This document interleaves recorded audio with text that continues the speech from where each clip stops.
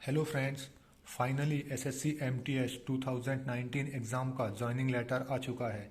यह joining letter अभी 12 जनवरी को घर पहुंचा है। आपको बता दूं कि ये जॉइनिंग लेटर जो है वहां से 15 दिसंबर को डिस्पैच हो चुका था, जो कि अभी 12 जनवरी को घर आ गया है।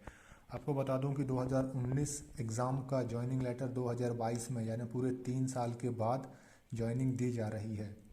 यह जो जॉइनिंग है, मेरा सिलेक्शन जो हुआ है डिफेंस मिनिस्ट्री के अंडर मुझे जॉब दी जा रही है। मैं आपको ये बता दूं कि मेरा मेन पर्पस इसको दिखाने का सिर्फ इतना है ताकि मैं एक एमटीएस को क्या क्या काम करने पड़ते हैं ऑफिस में उसकी एक क्लियर जानकारी दे सकूं। क्योंकि जॉइनिंग लेटर में इन्होंने 22-23 पूरा इन्होंने 2 पेजेस लिख के दिया है कि एक एमटीएस को इनमें से कुछ भी काम कराया जा सकता है।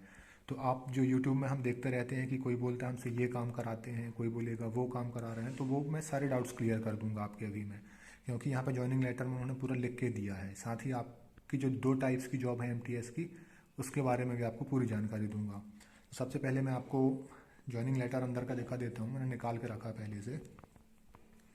ये देखिए, ये जॉइनिंग लेटर 15 दिसंबर को वहाँ से निकल गया था, है ना। यूआर कैटेगरी से सिलेक्शन हुआ, भारत सरकार रक्षा मंत्रालय डिफेंस मिनिस्ट्री, ये सारा एड्रेस दिया है जहाँ हमें जाके रिपोर्ट करनी है। और इसके साथ ही इन्होंने कुछ जो टर्म्स एंड कंडीशन है सिलेक्शन की, कि यदि पूरे आपके पास एजुकेशनल क्वालिफिकेशन होनी चाहिए, ये सारा कुछ लिखा है इसमें। तो वो तो नॉर्मल सी चीज़ें सब जानते होंगे। साथ ही जो ग्रेड पे है 1800 ग्रेड पे, यानी वही इन हैंड सैलरी 27,000 समथिंग आएगी, है ना। मैं आपको सबसे पहले जो मैं दिखाना चाहता हूँ कि वर्क प्रोफाइल, मैं वही दिखाऊंगा आपको जॉइनिंग के बारे में। जॉइनिंग तो ठीक है, डिफेंस मिनिस्ट्री की है, मैं आपको वर्क प्रोफाइल दिखाता हूँ सबसे पहले। हाँ, इसमें जॉइनिंग में बस इन्होंने ये बोला है कि अपने ओरिजिनल डॉक्यूमेंट्स लेके आने हैं।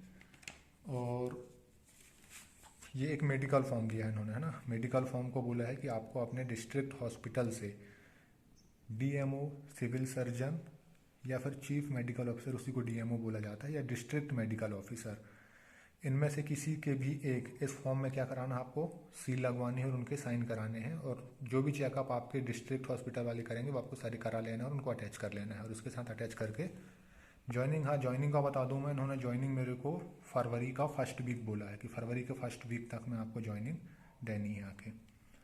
मैं आपको ये मेडिकल फॉर्म तो हो गया, मैं आपको सबसे पहले इनके काम, ये हिंदी से लिखा है भाई, मेडिकल फॉर्म है ये पूरा।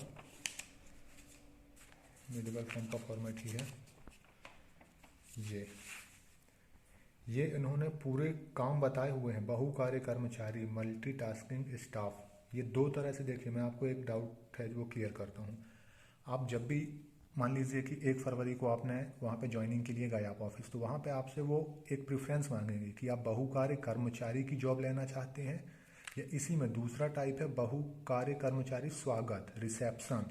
तो उसकी अलग वर्क प्रोफाइल है। और ये बहुकार्य कर्मचारी जो है, इसकी वर्क प्रोफाइल अलग है, जो कि 22-23 पॉइंट में दिया हुआ पूरा। तो मैं आपको बता देता हूँ, थोड़ा सा पेज में प्रिंट सही है नहीं, आपको शायद क्लियर ना दिख रहा हो, ज़्यादा जूम करूँगा तो। चलो मैं बोल के बता देता हूँ मैं। इसमें सबसे पहले लिखा है कि जो वरिष्ठ अधिकारियों के कक्ष में टेलीफोन कॉल रिसीव करना, ठीक है, नोट्स, फाइल आदि डाक लेना, डायरी तैयार करना, मुहर लगाना, वरिष्ठ अधिकारियों से आने वाले व्यक्तियों को अटेंड करना, उन्हें अंदर लाना, ये सारे काम है। हाँ, चौथा पॉइंट देखिए, इनमें साफ साफ लिखा है कि सम्मेलन के टाइम, ऑफिस मीटिंग के टाइम आपको चाय, पानी, कॉफ़ी आदि भी उपलब्ध करानी पड़ सकती है, यानी आपसे ये काम भी कराया जा सकता है। कमरों में फर्नीचर व्यवस्थित करना। अब देखिए, सबसे एक पॉइंट मेरे को ये अच्छा लगा कि यदि किसी के पास, ये देखिए, आईटीआई योग्यता है, यदि आपसे आईटीआई में आपसे कुछ काम अच्छा आता है और यदि ऑफिस में उस लायक कोई काम है तो आपको वो काम भी दिया जा सकता है। साथ ही फैक्स, प्रिंट आउट, जेरोक्स, ये सारे काम कराए जाते हैं ना। टाइपिंग वगैरह, इलेक्ट्रॉनिक मशीनों का प्राचलन योग्य बनाए रखना, ड्यूटी कमरों को खोलना बंद करना, गार्ड रूम से चाबियां जमा करना, सारे काम। तो यानी एक तरह से आप ये समझ लीजिए, नाम ही है मल्टीटास्किंग, आपसे कुछ भी कराया जा सकता है जो भी ऑफिस में काम होगा। तो आप पहले प्रिपेयर हो जाइए। और मेरे हिसाब से बेस्ट उनके लिए है जिनके पास थोड़ा कंप्यूटर नॉलेज है, टाइपिंग वगैरह अच्छे से आती है जिन्हें, तो उनको काफ़ी। देखिए, गाड़ियों को चलाना, यदि वैध ड्राइविंग लाइसेंस हो, तो सारा कुछ इसमें लिखा हुआ आप देख लीजिए ना। पार्क बगीचों की सजावट, पौधों आदि का रख रखाव, या ना गार्डनिंग का काम भी कराया जा सकता है। वरिष्ठ अधिकारियों द्वारा बताया गया कोई अन्य कार्य, साथ ही वो आपको अटैची के रूप में काम कर सकते हैं। आपको कहीं यहाँ वहाँ जाना तो आप उनके साथ जा सकते हैं, ठीक है। कुछ भी काम कराया जा सकता है। बस फिर इसके बाद ये इंग्लिश से दे दिया उसी को, यानी यहाँ पे इन्होंने 23 पॉइंट बताए हुए हैं, तो ठीक है, कोई वो नहीं है। वैसे मैंने जहाँ तक सुना है तो इतना तो नहीं रहता है, एक नॉर्मल काम ही कराते हैं। और आजकल तो सारे प्राइवेट वेंडर चल रहे हैं, तो जो छोटा मोटा काम है वो सारे प्राइवेट वेंडर के थ्रू ही कराया जाता है।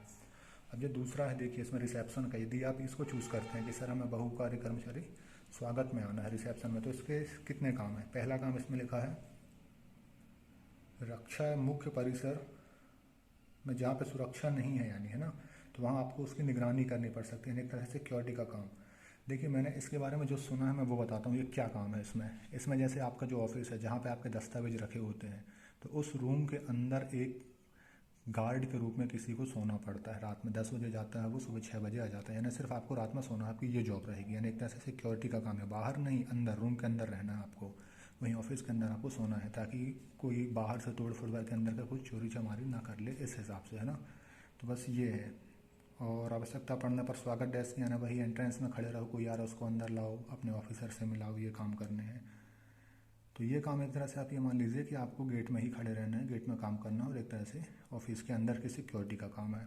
तो ये आपको अपने चूज़ करना पड़ेगा, आप वहाँ पे ज्वाइनिंग के टाइम में जो उनसे बोलेंगे कि सर हमें रिसेप्शन में आना है या फिर नॉर्मल एमटीएस में, तो आपको वैसा काम दे दिया जाएगा।